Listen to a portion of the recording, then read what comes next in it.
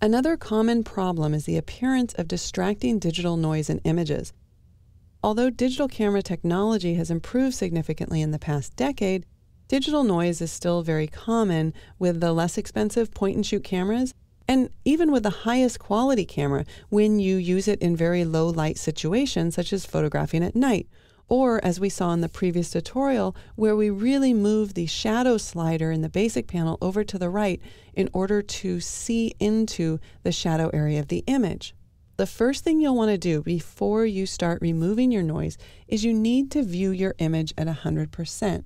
So typically I would just select 100% here, but I'm actually going to go to 200% because I know that when this video is compressed, it's going to be a little difficult to see the subtle removal of noise. So hopefully we'll be able to see this at 200%.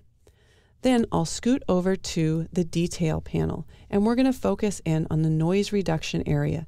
You'll notice that we have two areas to reduce noise. We can reduce noise in the luminance or in the color of the image. So right now I see a lot of what we call Christmas tree artifacting, this digital noise where you see kind of these greens and magentas, especially in the flatter areas like a sky. In order to remove that, I'll start moving the color slider over to the right, and you can see quite quickly that all of that distracting color noise has now been removed. There is a color detail slider that we can also use in order to try to keep the color detail in the image, but you'll notice on something like this, we're not going to see a huge difference even if we move the sliders really dramatically.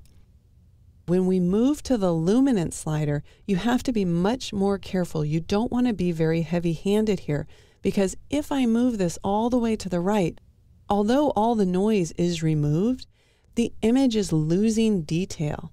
It's losing sharpness and it's losing kind of its texture so that it looks really fake.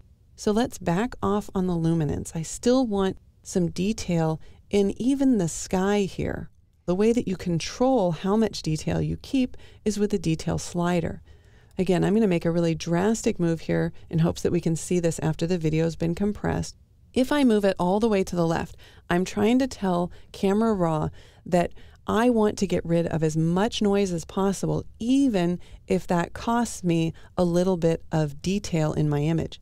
If I move it all the way to the right, I'm telling Camera Raw that yes, I want to get rid of noise, but the detail in the image is super important, so try to keep as much detail as possible. So usually you'll find just a good balance somewhere right around in the middle. Of course, this will depend on the content of your image. There is another slider called luminance contrast.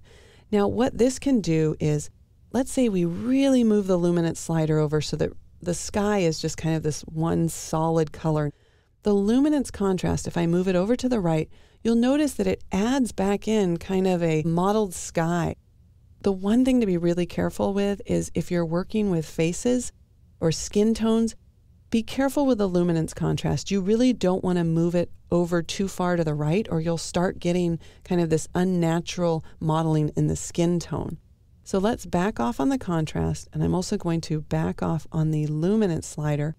I want enough noise in there so that it looks like there's detail, but I just don't want that distracting noise where I'm looking at the noise instead of the image.